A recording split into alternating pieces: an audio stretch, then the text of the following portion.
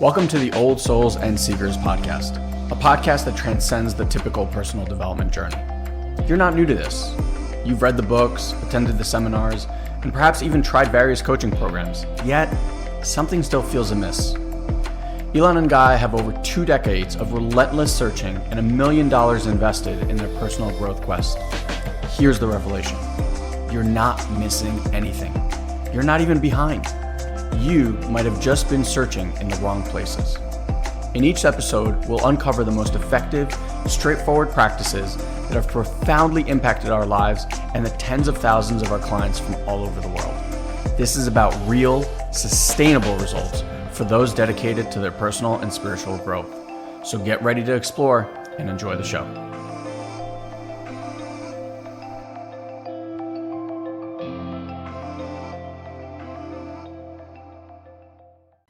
Hey, everybody. Hey, everybody. So you asked me about my morning. I had kind of like a crazy morning. I told you I made that impulse purchase of the large TV. No, I didn't know you bought a new TV. Oh, I didn't tell you this?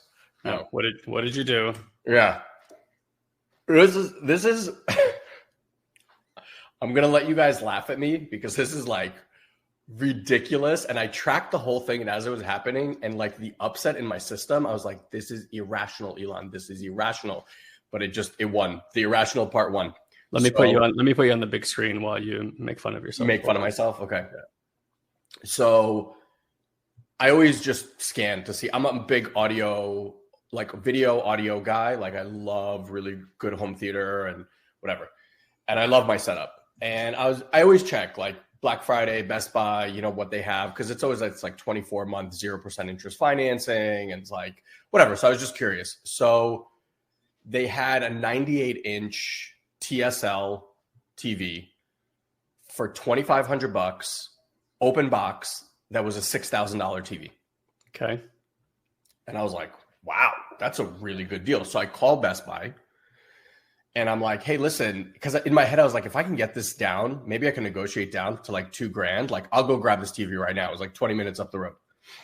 They were going to deliver it, install it, whatever. So I called, I was like, hey, just have the manager give me a call. Hours go by, no manager call. I call Best Buy again. It turns out that it's not even like, I wasn't calling the store. It wasn't like Todd at the store. I'm going to go get the manager. It was like headquarter. They need to get the hold of the guy. And I didn't know. So all these hours go by. I'm like, hey, can you have the manager call me? I'm really interested. By whatever it was, this was at like noon. By 6 p.m., A, the store was closed, and B, the TV was off like someone already bought it. Like at that price, which was a ridiculous price. I just didn't, it was literally the first time I'd opened Best Buy, and I was like, I could probably find it for a better deal. And so I lost the deal. And because of it, it fucking started nagging me. Oh no. And it wasn't even that I wanted the TV, but the fact that I lost that deal was like eating at me. So then I'm like, I have this part that's like, oh, you idiot. How could you, like, it was like such a huge discount. Like you wanted to haggle over another $200-$300. Like you should have just clicked the button and and it's just spinning. Next thing you know, I'm watching YouTube videos about like the big TVs. And is it worth it? Is it not worth it? Worth the upgrade from OLED? Not worth the upgrade, blah, blah, blah. Like back and forth. And the whole time I'm like, shut up. Like to myself, I'm like, just be quiet. So anyway, it won. I ended up buying a 100-inch TV. That's insane. Which is insane. Absolutely insane. But the prices, honestly, it's so crazy what you can get today, TVs. So I think you have a problem. No, I'm verbalizing vocally to everyone that I know I have a problem. I even said to Fanny, I was like, I did something really stupid. You tinker with like you always want to tinker with your audio video equipment, like constantly. There's always something new. Well, anyway, just, if you want to just ship me all the used terrible 4K televisions that you have, I mean, feel free to do that. So in any event, they came to install it today, and there was these 2 guys and they were lovely, but hauling a 100-inch TV that in the box weighs about 240 pounds up these stairs is no joke. Like if I wasn't here to help them, I don't think they would have gotten it up the stairs. Surprising that the TV is so heavy, like modern TV. I asked him, I was like, that why heavy. don't we take it out of the box and like do everything we need to do and then like just move the TV? But he's like, dude, if we make one wrong move without the TV in the box, like you're gonna crush it. we're screwed. So I was like, Okay. oh yeah, that makes sense. So what did you learn from being a hardcore addict? Well, first of all, I want to honor your tenacity. I want to honor the fact that you even thought to go haggle with Best Buy. I think that's the best part of the whole story, is that you thought you could call a corporation and haggle them. Like what a It was open box. No. It was open box. It was sitting there. I was like, how many people are going to get a 90-inch TV? Meanwhile, that TV, the TSL, the other one, the 98, is sold out everywhere. Like they don't even have it anymore. No offense to our Middle Eastern brothers and sisters, but everywhere else in the world outside of America and like westernized countries, like people haggle like crazy. Yeah. So I want to honor your Middle Eastern roots for haggling over a few $100 bucks. What got me. I think you know what it is. Like for me, it's less exciting buying something. Like I don't get the juice from buying something. I get the juice from buying something at a really good price. Yeah. Like, and Guy knows this, like I'm a Facebook marketplace ninja. Like I can buy stuff that people will pay $2,000 for like $600. It's actually shocking how good Elon is at that. I've seen him buy like Sub-Zero refrigerators that are like $15,000 for like $1,500 that are like brand new. Yeah. Yeah. Like I am, he's the king. It's weird. Like I have this knack for finding good deals. And that's why I think that's what happened. Like I found the good deal. I happened to be there at the perfect moment, but I didn't realize because I hadn't been like, usually I search for stuff for months to find the deal, but it was literally like I opened my phone and it was right there. And then I lost it. And then I realized how good of a deal it was once I lost it. And I was like, you dumbass. And that part, that was like, that was the one that got kicked. That's the one that got away. Bro, dude, I'm not kidding you when I tell you, I was literally, like we do parts work and we meditate and we sit with the part. I literally for weeks on end, I'm sitting with this part trying to calm him down. I'm like, it's okay. You didn't mess it up. I still love you. I hear you. Like it was just, I was like, oh my God. Can you read this? I am enough. I have enough. I do enough. That's for you. So in any event, read it over and over again. Exactly. Read it over and over again. So anyway, the guys were here. They installed it and they were lovely. And there was like, I was helping them and we were shooting the shit. And they were just telling me crazy stories about how they go and install these, TVs at like a grandma's house. And they're like, do you have Netflix? And because he asked me, he's like, do you have Netflix? I was like, yeah, I got stuff. He's like, do you need us to? I was like, no. Just put it on the wall. Like, I'll take care of the rest. He goes, oh my God, that's so good. He's like, I can't tell you how many houses we go into. And it's like, and I can just imagine. Grandma's like, I have Netflix. And he's like, okay, do you want us to log in for you? She's like, no, I get it for free. And he's like, yeah, I know. Yeah. Do you have the password for it? Yeah. And it's like, can you give me the password? Oh, I don't. Yeah. He's like, it's my social security number. And it's 99621. Yeah. So they were so sweet. And it was funny because I was like, what I was left with is when we're good to people, people are good to us. It's like there's people that walk around and they're constantly getting like the worst person and the worst service and the worst this and the worst that. And I have none of that. Like, dude, these guys came and when they saw what they had to do, they were like, holy shit. Yeah. And I was like, listen, guys, I'm here. I'm able to help. Like, whatever you need, like, we'll do this together. And they were so grateful and so, listen, it wasn't an easy job, but in any event, it took my morning. And then I was telling Guy trying to set up a new Mac Mini and that didn't work. And so I had like a very run aroundy morning. That suits you. I'm hit or miss on those experiences. Sometimes they're like fabulous. Like I had a TV situation here.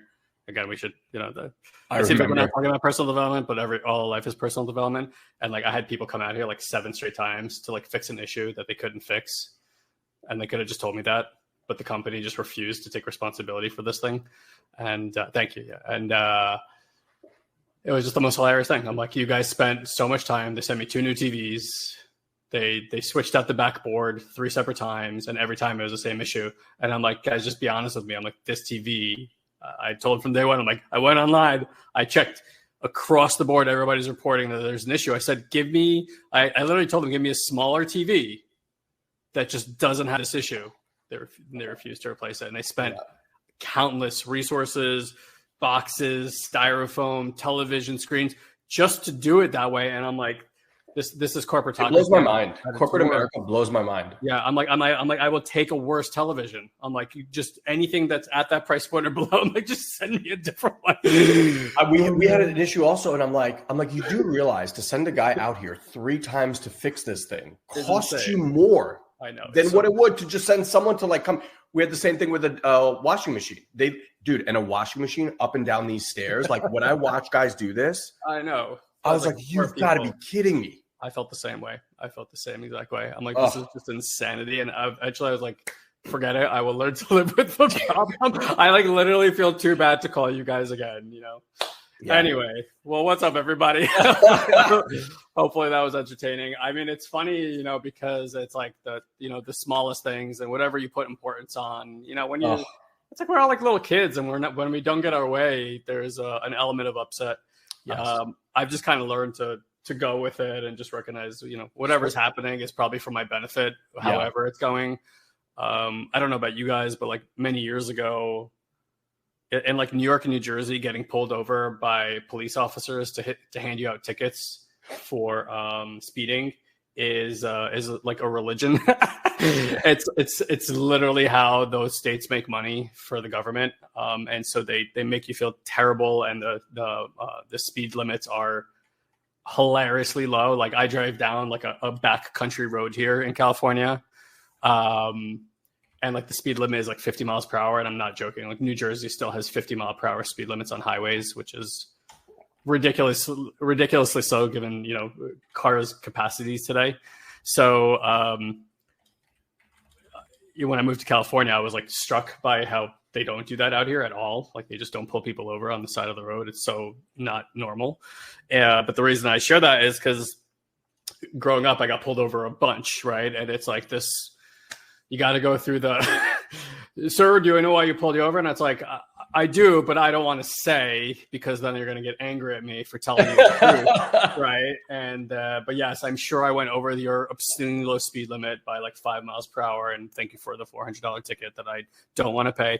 But what I learned over the years from that was like, besides becoming probably a safer driver ultimately as you get older, is like just recognizing the inherent, like what you inherited in that moment, which is like a reminder to slow down, potentially be safer, or potentially saving you for something down the road.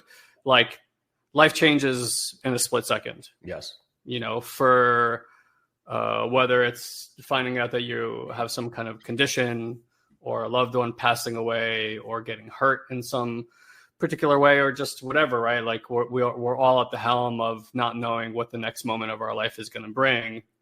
But, you know, what's the truth in those moments? I mean, honestly, who cares? I'm sure you guys have seen, or if you haven't seen, there's an old movie with Gwyneth Paltrow from the 90s called Sliding Doors.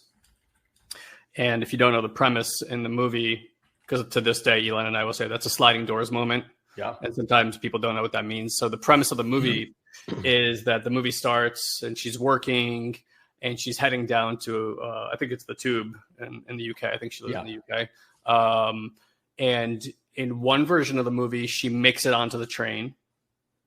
And in the other version of that movie, she doesn't make it on the train. So again, in one scene, it's like, and they kind of split the screen and they show her getting on the train and they show her not getting on the train. And she's of course very upset for not getting on the train. But the version of her that gets on that train gets home early and finds her spouse or her husband, I don't remember, cheating on her. And this like long relationship falls apart. And then she lives this life, you know, going through the grief of that relationship and like everything that comes from that. And in the other version of her life, she misses that Tube train. He still cheats on her, but she doesn't find out, and that relationship continues. And the movie's cool because they show both paths in parallel. I can't believe you remember that movie that well.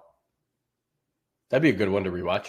Yeah, it probably would be. I don't really remember it being a great movie, but I remember that concept being very cool. In fact, I would love to see that concept more in movies. Yeah. Where they show you divergent paths simultaneously. I know today we do multiverse and all that kind of stuff. But anyway, so again, I don't remember how it works out, but I kind of remember that the one where she got onto the train ends up much better for her. Right? Because like in unconsciously, she's kind of like living in pain with the one that didn't find out because he's still doing those things. And in the other one, it breaks and her life kind of gets into alignment in a different way. And so it's like, what's the truth? I don't know. I guess that's open for the interpretation of the viewer, but that's the reality of our lives too. Like everything that we go through is always open to the interpretation of the observer. And that's why Elon and I in our work, we focus so much on the observer itself. Yeah. Right? Not the change what the observer is watching, but the health of the observer, the objectivity of the observer, the nature of the observer. Because the more you place yourself at the seat of observation, so to speak, and not get into the subjectivity of life where we judge ourselves harshly, like that stuff is going to happen. I don't care how much work you do. I really don't. Like judgment is just a part of life. Right. I'm sure you guys have heard me say this before. And a lot of us are trying to work on becoming less judgmental or not, and like we pretend like we're not, but we kind of know that we are. And it's like, part of us just needs to recognize like judging is actually a really important part of life. In society, we've put this like moral container around it. It's like, oh my God, if you're judgmental, like how dare you? And in the same token, when you say that to somebody, it's like you're judging them for being judgmental. You silly goose. So it's like, it doesn't even make sense. But like, we need to be able to judge things all the time. We need to judge distances. We need to have discernment and judgment about who we spend our time with. We need to be able to judge a car's speed when it's coming at us, whether it's safe to walk or not walk. We need to judge when a door says push or pull, whether it's going to go this way or that way. Otherwise, we feel like a fucking idiot when we get it wrong, right? Like it's all these like funny internal games that we play. And so like judgment is not something we can get rid of because it's inherently tied to our physical survival. So it's such a silly thing to work on, to try to get rid of. The thing that feels the best to continuously work on is not to get rid of judgment, but instead, I would say, our relationship to judgment itself. Right? You get pulled over by which is what I was actually sharing about. It's like that's why I'm bringing it through, because whether it's a TV today or whether it's your health tomorrow or whether it's a relationship here or whether it's your hair is falling out or it's graying or whatever it is that happens in life to all of us, like that's what's going on. But we're either going to focus on shit, I'm getting pulled over and I owe $400, or it just cost me $400 to potentially save my life. Which the thing is, like you wouldn't have known what the other outcome would be. So it's easy to get pissed about the current situation. What I always look at is the things that did happen that in the moment seemed terrible or like the worst thing that could have ever happened. And then I fast forward my life from them 5, 10, 15, 20 years. And all of a sudden, that thing, which seemed like the worst thing to have ever happened, ended up being the biggest blessing.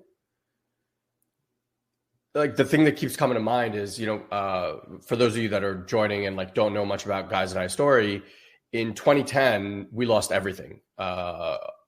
We were in commercial real estate financing, and in 2008, I'm sure you guys know the economic real estate world kind of collapsed, and we had a good run for about another year and a half, 2 years. And then, shit hit the fan for us too. So Guy and I lost everything, like sell cars. Guy had to move in with our parents. I had to my house was in foreclosure. Like I went from making like multiple hundreds of thousands of dollars to living on unemployment checks in a span of a month, a few months. It was really, really brutal. And I was so scared. Shia, our son, was still in my wife's belly. So he was going to be born any day when all this was happening. Like we actually got served foreclosure papers when he was 4 months old.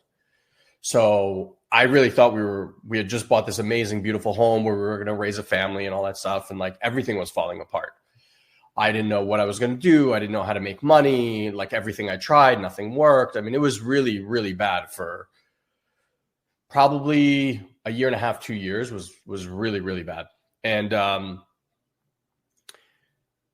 so during this time, like we can't pay the mortgage, right? So our credit is obviously going to shit. But Bank of America, who was the bank at the time, basically every like 3-4 months, some new person would take our account over. And it was like the process would start from the beginning, like the same documentation, the same paperwork, the same letter, the same everything that I'd sent them that they already had on file. They were like, we need you to send it again. I was like, but you have it on the computer. Like I've sent this. The files are in the computer. Yeah. This probably happened like 6 times. Like every 3-4 months this happened. And I would get annoyed. And then it occurred to me, I was like, wait, if this process is restarting every 3-4 months, that means that for the next 3-4 months, I'm still living in this house without having to pay a cent. Like no one's kicking us out, nothing, right? And it would just go and go and go and go. This went on for like 2.5 years. Eventually, a new like Bank of America got taken out by this other bank. And within 3 months of that takeover, Fanny and I get a letter in the mail and it says, hey, listen, this is what we're going to do for you. We're going to remove, it was somewhere in the midst of like $650,000, $700,000 in penalties, premiums, back payments, interest, and principal. So they're going to remove all of that, like basically like wipe it clean, like it never happened. Give us a 40-year, 2% interest rate loan fixed for 40 years if we can make 6 months of these payments. They were like, if you can maintain 6 months of payments, this will be your mortgage locked in. Now, here's the kicker. Guy and I are building a business during this time, making basically no money. Like we are taking some money to like put food on the table, and that's about it. Like everything is going back into the business to grow the business. The first month that Guy and I were like, all right, it's like, we're good. Let's start taking like an actual salary each month was the month that we received that paperwork from this bank. So like if that even came a month earlier, we wouldn't have been able to make that happen. Now fast forward. So this was like, this was 2011, 2012-ish. So fast forward now, 9-10 years, we sell that house, buy this new place in Florida, and only because they wiped all of that principal and interest and reduced our mortgage and all that stuff, only because of that did we have equity in the house when we sold to buy this house. Crazy. Otherwise, we would have been upside down on our mortgage, like wouldn't have had a dime in equity whatsoever.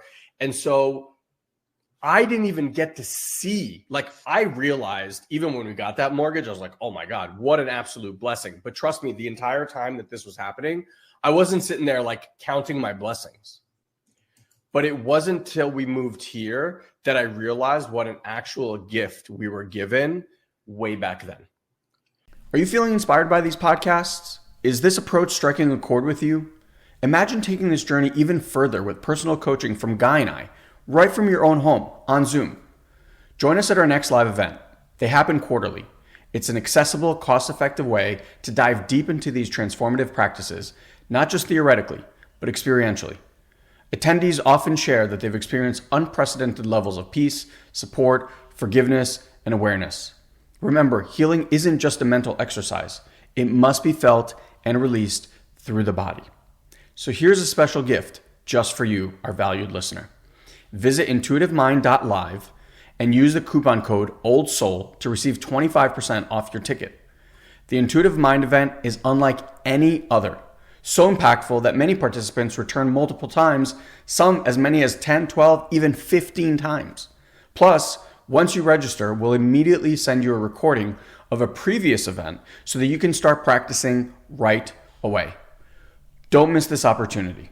Go to intuitivemind.live, secure your spot for our next live event using the coupon code OLDSOUL, and start your transformative journey today. Now, back to the show. And so whatever I had to go through, whatever we had to go through as a family, when I look back, I was like, was that worth having all this equity magically appear in the house so that we can do what we wanted to do? Fuck yeah. Like we got an equity line on the house at some point, and like that allowed us to do all these other things and projects in the house. Like, but in the moment, it's so hard to see that whatever hardship we are going through is here for our growth, is here for our development, is here for some way to make us stronger or improve us, whether that is a health condition, whether that is, you know, a relationship issue where you're splitting up, or, you know, something happened. Like, to me, now having this outlook, I can see how, given enough time, everything becomes a blessing, and everything becomes this orchestration by, you know, God or universe, whatever you want to call it, to move you to where it is that you're actually supposed to be. You know, so many people, like, if this happened to me too, you know, when we lost that job, Guy and I, personally, even at that time, I knew that that was the only way I was going to leave that industry. I called it the golden handcuffs. Like, I was making great money. I was good at my job. It was easy. For me, it was easy. It wasn't like a hustle job. I had a 9 to 5. Like, I didn't work on weekends. There wasn't crazy late night things. Like, it was easy. And so to leave that, and I knew that wasn't like my life's purpose. It wasn't the thing that gave me like ultimate joy. You know, it was great money for not a lot of hard work. But if it wasn't for that bank shutting down, I don't know that I would have had the courage to ever leave. And so it's like that thing needed to happen to shatter that, so that Guy and I can build Satori Prime, which is why I believe we've been put on this earth, to do this work. Like, and I knew that back then because we were doing this stuff for free. We were coaching dozens of people every single year for free. And I knew like that's what lit me up. And so when we lost everything, and I was like, okay, what would be the thing that I would do if money had nothing to do with it? And I kept going back to coaching, because it was the thing that gave me the most life.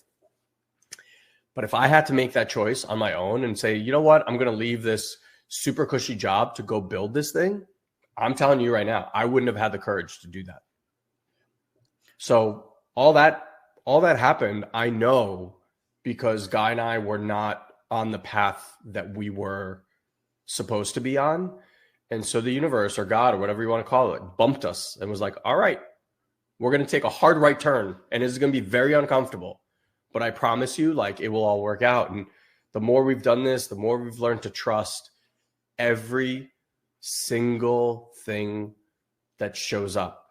Everything, whether it's in we had a conversation yesterday about like kids, right? Like about things with kids and how that's perfect, things with our spouses and how that's perfect, things with health and how that's perfect. Like, we'll clarify, not like it's perfect in circumstance, just like what's unfolding, and the challenges themselves are like, they're like just necessary lessons. Like, you know, like no matter what's happening, whether it's like a painful end to a relationship or a business relationship, I mean, those things happen all the time. You know, like our quote struggles in the company, like they haven't ended.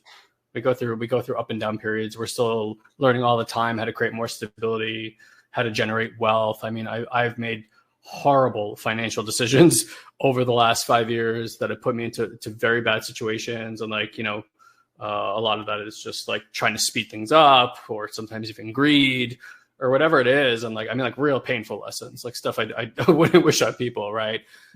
And like, it's been, in so many ways, those lessons have provided an opportunity to find stability, and love for oneself where there was none at the time before. Kind of like Elon was on himself about the television screen. These were like really like wounds I cut very deeply. And I don't know about how many of you guys run your own company or have been an entrepreneur. It's not smooth sailing. Like, you know, I have a friend who has a really, really, really amazing coaching company. She's a leader in the space. She's an amazing human being. She's made a lot of money over the last few years. And like, I just found out that she's like barely squeezing by this year. Like she's, you know, like the company's barely making money, 5% margins. I mean, like really hard stuff. And We all kind of intuitively know this. It's like on the surface and social media, like people kind of put their best foot forward and it all looks like that. And then you get into the weeds of people and you find out like life, like it just brings so many twists and turns, but that's the whole point, to kind of like loop it back. What Elon is saying, like over a long enough timeline, things kind of work out. And maybe other areas of life are not working out, but those things seem to turn out. So if you have had that experience over and over again in your life, if you had this experience of, you try everything and it fucking sucks. And then you're like, fuck it, I'm done with this. And you surrender and you go, I don't know what to do anymore. I'm kind of done trying. And like something miraculous happens, like shortly thereafter, maybe immediately after. Like that's happened in my life a lot. And I talk to people, we talk to people a lot. And I ask people that question all the time. I'm like, when you were about to give up, when you felt like you were finally, your face was going to hit the ground, did this like wonderful thing happen? And overwhelmingly people report, yeah, I know exactly what you're talking about. And I kind of call it the hands of God, like save you, so to speak. It's strange that we like wait to that moment, because it seems like for this serendipitous connection with source or universe, or call it whatever you will, to be there, surrender seems to be the access point. Now, understanding surrender conceptually and being like, I can surrender, is really easy to do. Applying surrender into life and actually letting things go and be as they are and trust that it's all going to work out without meddling is like, you need a goddamn PhD for that stuff. For those of you guys who've been with us in the jungle, for those of you guys who know how much like work we have done over 22-year period, the things that I have put myself through psychologically, super intense meditation practices, really intense plant medicine works. I mean, besides ayahuasca, which is super intense, I've also done iboga, which is 18-hour psychedelic experience where you're catatonic. It basically feels like you're in a tube for 18 hours. It's about as intense of a psychological, physical, and mental experience and emotional as an experience as a person can have. I've really stretched myself, in ways that few people would probably say yes to. And I can just tell you, at the end of the day, the lesson is always the same. No matter how challenging this experience is, like, can you surrender right now to what's happening and really see that the intelligence behind what's happening is a divine intelligence. It's like literally the intelligence that holds all of nature together and balances it. It's the same intelligence that makes life appear all over our planet where life should never appear. All that kind of stuff. And it's like, okay, so if you're on board with that, and it's hard, like even today, there was a challenging moment I had this morning about something going on in our business. And I was like, I've kind of gotten to this place. I'm like, you know what? It's really not up to me to fix it. And I don't know why that even makes me like almost tear up a little bit on both ends, both like the fear of like letting it go and not doing something about it. And then almost like the beauty of what appears. And then like all this crazy shit happened this morning. I haven't even talked to Elon about it, about like things that started coming through to create support right away. And I've just learned like my job is not to be reactive to every goddamn thing that happens in my life. And I mean, like zoom out what I'm saying and see if you could take it out into the scale of our planet, into the scale of countries. Like what we have come to a place seemingly because of social media and interconnectedness, and these things are not bad. We're just learning how to navigate something that's never been here before. Yep. We've never been connected to the whole planet. And just so we understand, like democracy or whatever your ideas of democracy is, like this is not my idea, it's someone that pitched it. It's like democracy cannot survive without mass communication. Like the reason democracy became possible was like the printing press. Because when information can't travel quickly, it's very difficult to hold democracies together. That's why it's a main reason why like the Roman Empire fell apart. Right? You can have so much communication, but when you can't communicate it all the way to the edges, it's like the limitation of where the communication ends is a limitation of where the boundaries are for that democracy. And so like we're kind of getting into this place where like, sort of these democratic ideas, and I get that they're being challenged and we can argue about this all day long. But like my point here is that like if you zoom this out and you notice that as things are happening on our planet today, there is like even governments are so reactive. Like they don't take time to sit with things anymore and feel into it and discern and contend on what the impact could be.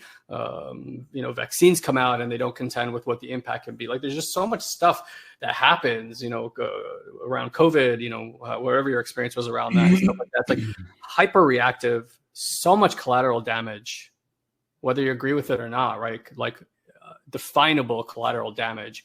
And so whether that's at the grand scale or whether that's going on in our lives, it's like reactivity seems to create a lot of collateral damage. And I would say the opposite of reactivity is responsiveness. And responsiveness is more like discernment whether the things that are coming into your experience and arising and emerging in your experience are good for you. Like right after this call, immediately after this call is over, Elon and I are going to sit with our group of people in what we call an emergent experience. Okay. And I won't explain too much about it, but suffice it to say, it's really a group meditation.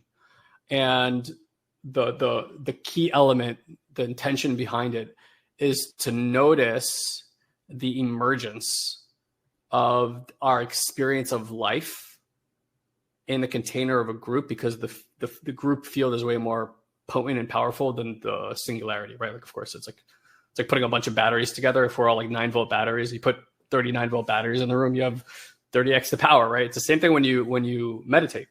So the way our programs are designed is some of them have form and function and framing and a certain process we want to take you through. But the truth is, as you get more advanced in the work, that all falls away. And the reason we design it that way is because life doesn't really go by design. We've all heard that, God plans, man plans, God laughs, right? Because it doesn't go by your design. And if you still think it goes by design, you probably haven't lived long enough to realize that. Exactly. Give it a couple of years. Yeah, to give it a couple of years, you'll be like, it doesn't, that picture perfect thing you had in your brain, it's like, whew, it may end up in that really beautiful place, maybe even better than you imagine. But like the twists and turns of how to get there, like you could never have imagined them. Yeah. Right. And so recognize that the phenomenon of life is that life emerges. And the experience within ourselves has that same property. Our experiences, our emotions, our sensations are arising. Our thoughts are arising. Does anybody have knowledge of where the source of these emotions and sensations and thoughts are coming from? I don't know. They just appear seemingly out of the void. And then they kind of disappear back into that void. They're all temporal in nature and nothing really exists for too particularly long unless we resist it. And then it seems to last for a very, very long time. So learning to sit with emergence, which is one of the reasons a person may want to master or advance in their meditation, is one of the best ways to become fluid with the nature of life. And it's why we recommend not only sitting with meditation, but for those of you guys who are doing our active healing meditation practices, it's why it's so damn important, because as things arise within you, there are things that you get stuck on, internal turmoil that arises, judgment that arises, unpleasant sensations that arise, things that we are not accustomed to sitting with and being with. And when that comes up, you need support. We all need support, not just you. Like every single individual person, human being, consciousness I've ever met needs support. I need support. Elon needs support regularly. So it's so important. So important. Yeah. Without that, honestly, it's like, that's the thing for us. I think more than anything else is 15 years, we really tried to do this work by ourselves, processing ourselves, sitting in talk therapy type, NLP type things where you understand, this happened. Okay. I made up this story. Let me change the story, etc. And like, it works to an extent, but the thing that we realized that's what's been missing the entire time for us and everyone that I know that does personal development, or almost everyone, is there's no healing in that. There's just understanding. Like the healing comes from connection and support. And so now Guy and I are at this place where we don't sit with that stuff. Like even the stuff that I was telling you, like, yeah, I do meditations where I notice the part. And now honestly, like I'm at this place where all this stuff arises and I can like feel and observe all of it all the time and just allow it.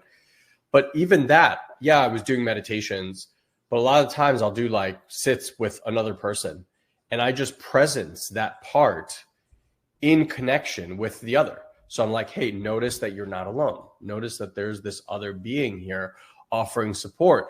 And all of a sudden, something just begins to happen on its own without you doing anything. And so whatever it is that you're an upset around, disappointment around, frustration around, confusion around, whatever it is, it's like that's your doorway to create healing growth in your life. But there's two ways that you can go about it. You can go about it of like, okay, why is this here? Oh, it's here because, when I was 5 years old, mom did this thing and now I have abandonment issues. So there's an abandonment thing and okay, but I'm not really being abandoned. That's not really what's happening. I'm letting this person go. But here's the thing. You can tell yourself that 1,000,000 times till you're blue in the face for the next 100 years. Is that going to actually shift the little one inside who felt abandoned when he or she was 3-4 years old? Is you telling that one a different story going to actually create that new healed reality for yourselves? And the truth is, no, it's not. And I know that to be true because, again, I've tried that for 15 straight years. And I didn't read like a book or went to a seminar. Guy and I spent over $1 million. We traveled the world. I mean, like Guy and I are some of the most committed, dedicated people to personal growth. There was no day off. It wasn't like, oh, I'm sick of this. It was like every day, hiring the best people, the best mentors, the best coaches, like, and if I can't do that with that level of dedication, that level of energy, and that level of money invested, like I'm telling you, it just doesn't fucking work. Not for permanent, long-term results. It's great for short-term. I'm going to motivate myself. I'm going to get through this fear, and I'm just going to keep pushing ahead. I'm going to go and get that result. It does. It absolutely 100% works for that. But at some point, because this thing doesn't want to be inside of you and wants to get out, at some point, something is going to hit that part again. And whatever work you thought you did, whatever Band-Aid you put on, however good and sticky it was, will come off and that thing's going to get poked again. And you're going to be like, how am I here again? Like, how am I dealing with this fear or this abandonment or this confusion again? And that's when, like, after so many of these loops over and over and over, I was like, dude, there's got to be some other way. Like, this doesn't make sense. And that's what was missing. Is if you're doing this work on your own, I'm telling you, the best you can do is you can understand. That's the best. You can understand and you can manage. That's it. If you want permanent healing from that thing, it has to be in connection. Because you didn't abandon yourself, right? There was another person in the room that created that wound, meaning that there was a self to other to self connection. It wasn't you sitting in your room like beating yourself and like, I'm abandoned. Like, there was another person, right? So think from a healing perspective. If the rupture happened with another person in the room, then it would make sense that the only way to heal that rupture is to sit with another person in the room and receive the medicine, the energetic attunement that was missed back then, to receive it now. And all your system needs is it just needs to receive that medicine. It like drinks it in. It's not like something you have to work at or do. You literally, like, through mirror neurons, you receive this, and all of a sudden that part that got frozen and stuck in time unbinds and just moves. And you're free, like permanently free from that thing. Now, there might be other layers of it, but that layer is gone forever. And so, again, time and time again, like if you're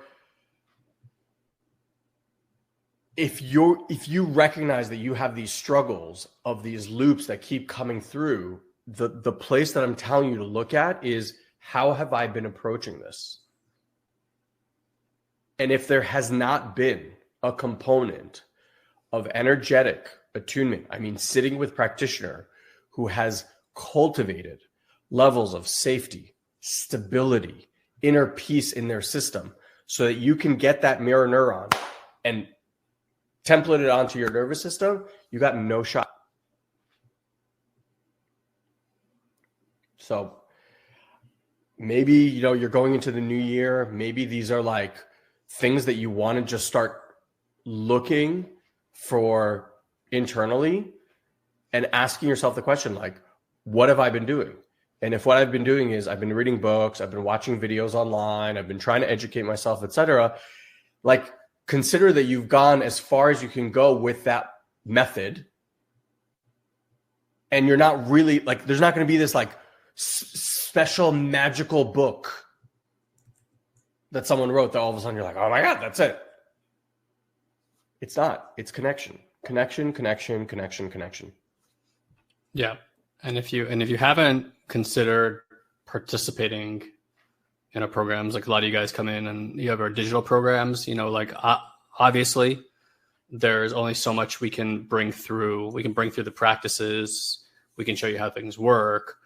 But like, in our opinion today, it's like Elon and I would never do healing work on our own. We would really never do transformational work on our own, period, anymore. It's just, it hampers your capacity, because it's like you with yourself. And mostly when we're with ourselves, it's our conditioning that's looking and doing and seeking the work. And the reality is, if you had the experiences and cultivation inside of you for things to move, they already would. So don't get me wrong, we break things down into kind of 3 areas where it's like the practices you do by yourself, the self-to-self practices, what we call our self-to-other practices and other-to-self practices, and then self-to-group practices.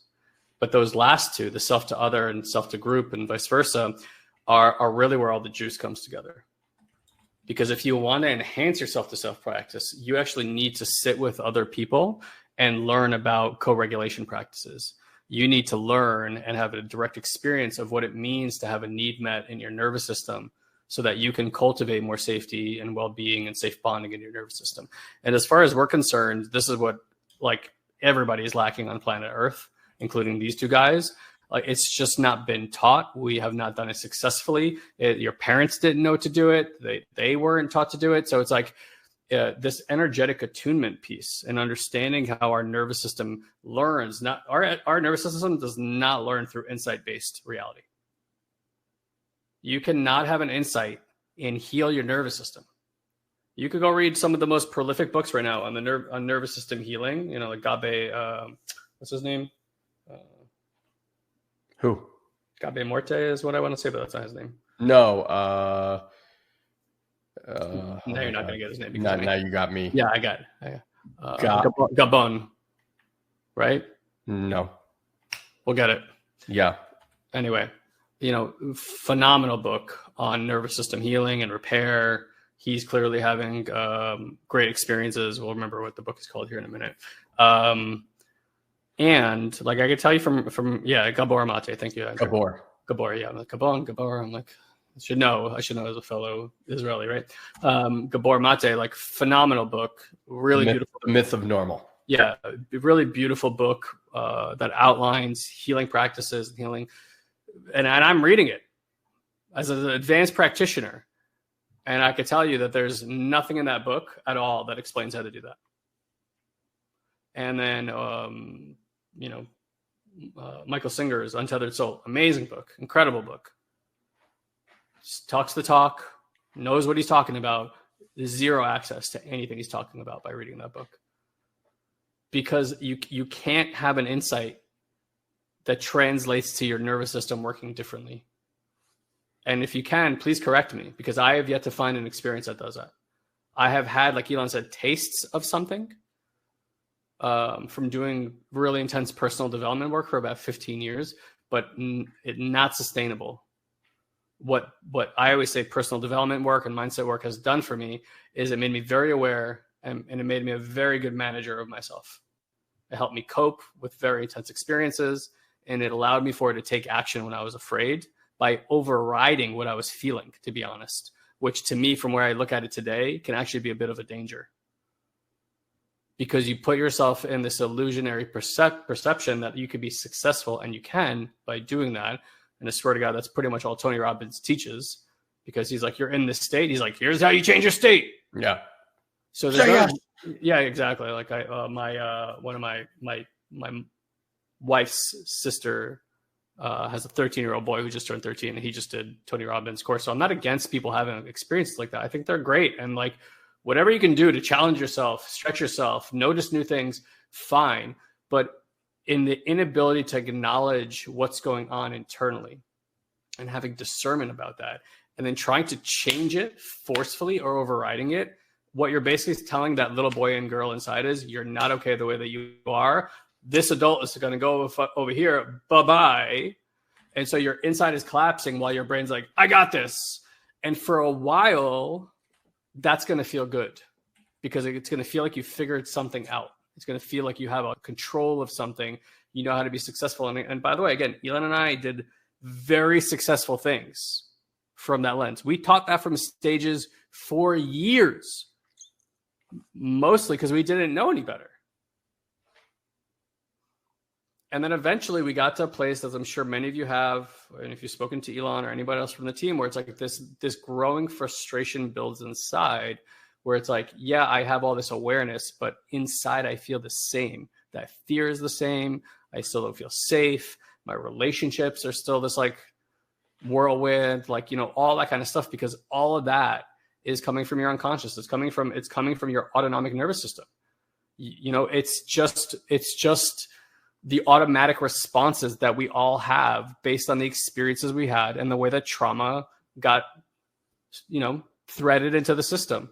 It's like saying, by having enough insight that, that thing when they like hit your knee and your knee pops up, it's like saying, if I just have enough awareness, I'll get to a place where if somebody hits my knee, my knee won't jump up. Yeah. It will. It does not matter how much work you do and how aware you become through your mind. The knee's still going to do that every goddamn time.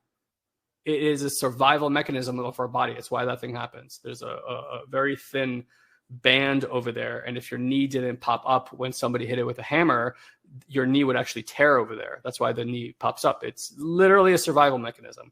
So if you stop thinking about trauma as something bad that happened to you, and you start thinking of trauma as, this is how my system has learned to survive, do you think your system wants to stop doing what's enabled for it to survive? Of course not. Yeah. And it doesn't care whether your mind likes it or not. We're getting full circle and having judgments about the way that your system is operating, or the way that your personality was formed, or anything else like that. Do you have any control over those things? It just happens.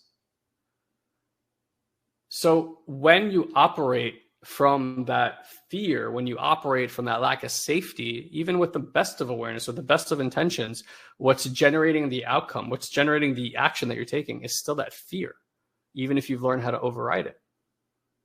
That's the emission of energy that's coming out of you, and you're going to generate more things in your life to be afraid of. Like I said, I made very bad financial decisions, in the last 4 years that have put me into a very, very not great place financially in my life. Like that happened from fear. I'm telling you firsthand.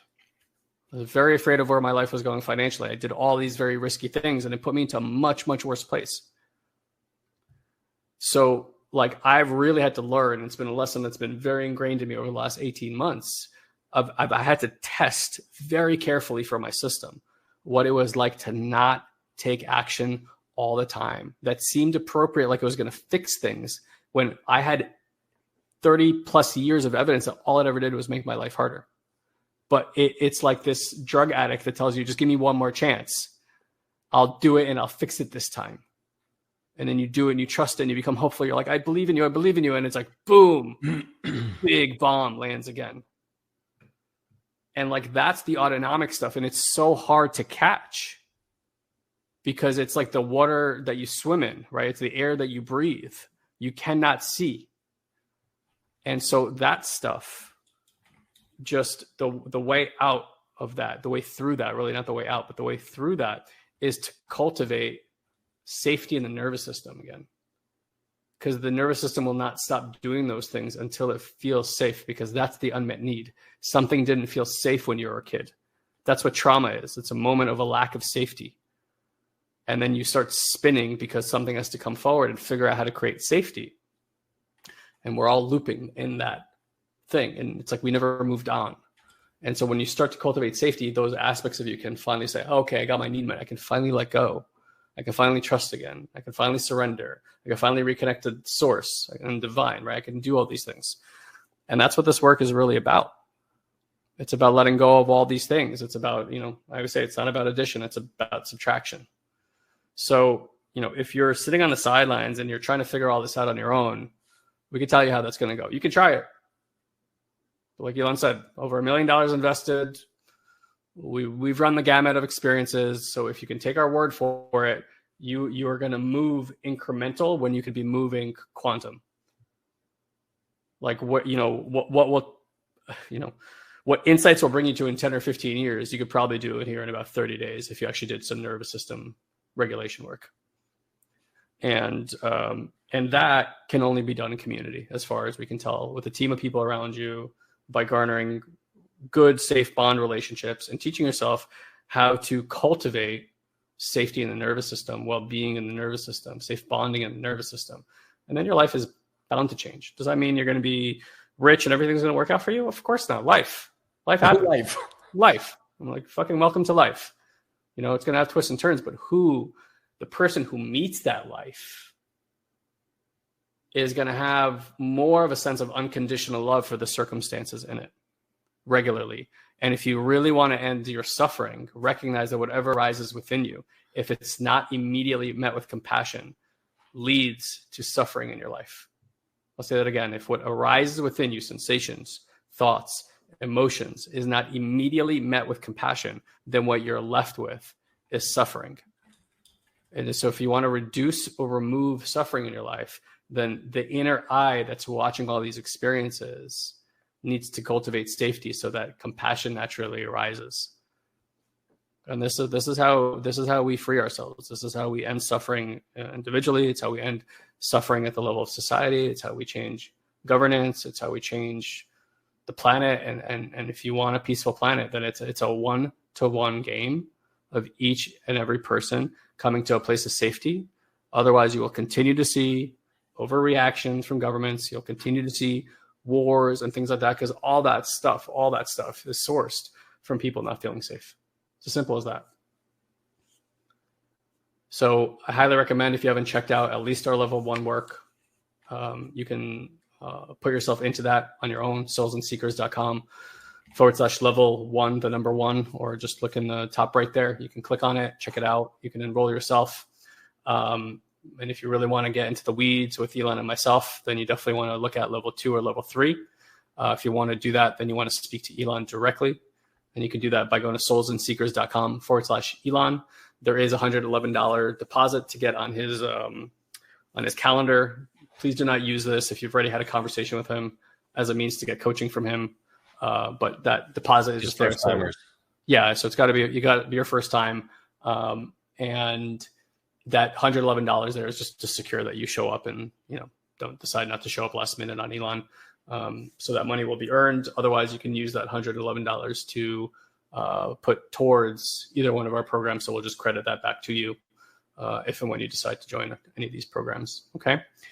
All right, guys, we love you very much. We got to jump on our emerging call. So thank you for being here today. And we're always here if you just want to reach out and ask us any questions, or if you need any technical help, please contact support@satoriprime.com. And they're very, very happy to help you and support you guys. All right. Take care, y'all. We'll see you next time. Bye, everybody.